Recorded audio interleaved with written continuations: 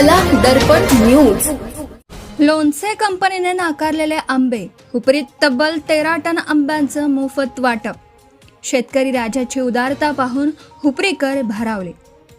कर्नाटकातील धारवाड येथील एका लोणचे उत्पादन कंपनीने दर्जाच्या कारणावरून नाकारलेले तब्बल 13 टन आंबे हुपरी शहरात मोफत वाटप करण्यात आल्याची हृदयस्पर्शी घटना शनिवारी घडली। आर्थिक तोटा सहन करूनही आंबे वाया जाण्यापेक्षा गोरगरिबांच्या घरी पोहोचावेत या भावनेतून शेतकऱ्यांनी घेतलेल्या निर्णयामुळे हुपरीकरांनी या कृतीचं कौतुक केलं। शनिवारी दुपारच्या सुमारास हुपरी शहरातील गजबजलेल्या भागात एक आयशर वाहन येऊन थांबला।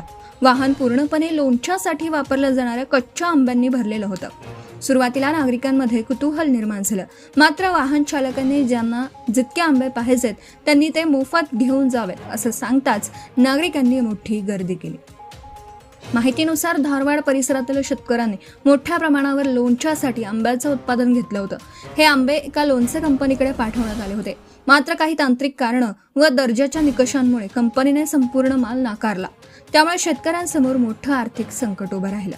वाहतूक खर्च, मेहनत आणि उत्पादन खर्च वाया जाण्याची शक्यता असतानाही संबंधित शेतकऱ्यांनी आंबे फेकून न देता ते गरजू लोकांपर्यंत पोहोचवण्याचा निर्णय घेतला। त्यानुसार वाहन चालकाला हुपरी परिसरात आंब्याचं मोफत वाटप करण्याच्या सूचना देण्यात आल्या होत्या। या अनोख्या उपक्रमामुळे अनेक गोरगरिबांच्या घरात मोफत आंबे पोहोचले। काहींनी लोणचं तयार करण्यासाठी तर काहींनी घरगुती वापरासाठी मोठ्या प्रमाणावर आंबे घेतले। अचानक मिळालेल्या या आंबा भेटीमुळे नागरिकांमध्ये आनंदाचं वातावरण निर्माण झालं। दरम्यान या घटनेमुळे शेतकरी राजा ही संकल्पना पुन्हा एकदा अधोरेखित झाली।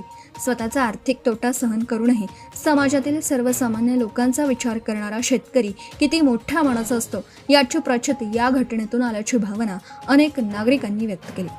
स्थानिक नागरिकांनीही संबंधित शेतकऱ्याचे आभार मानत अडचणीत असूनही शेतकऱ्यांनी दाखवलेली माणुसकी प्रेरणादायी आहे अशी प्रतिक्रिया दिली। Subscribe now and press the bell icon. Never miss an update.